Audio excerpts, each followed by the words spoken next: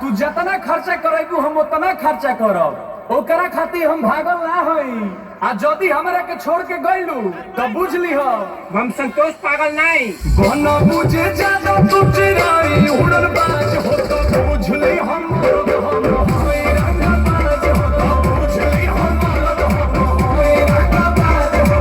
तू जानत हो कि हम ग्रेड ए पढ़ नहीं।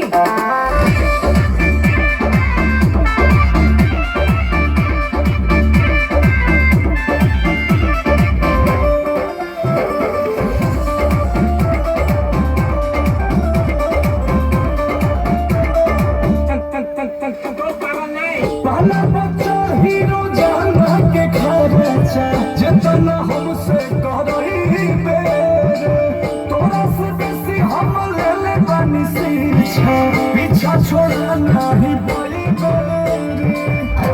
के प्यार में है सबना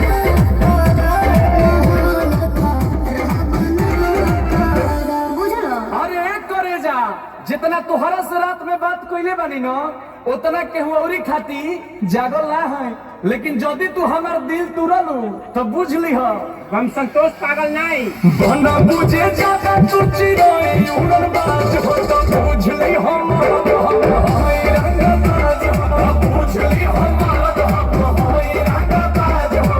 मारो ना एक फट की एको भाषा ना बोलबा कोनो विषय में। होई रंगबाज हो,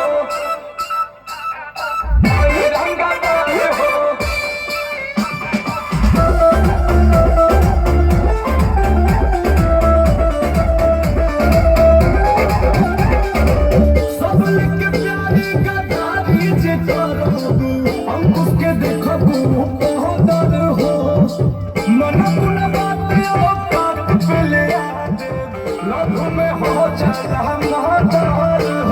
मारो ना एक फट में लगा लो फेंका।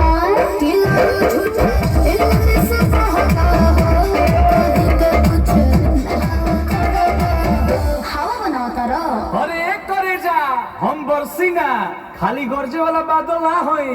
आ जदी हमरा के छोड़ के गइलू तो बुझ लीह हम संतोष पागल नहीं। बना बुझे ज्यादा तू चिराई उड़न बाज हो तो बुझ ली हम होई रंगबाज हो, बुझ ली हम होई रंगबाज हो। जानत हो कि हम ग्रेड ए पढ़ नहीं।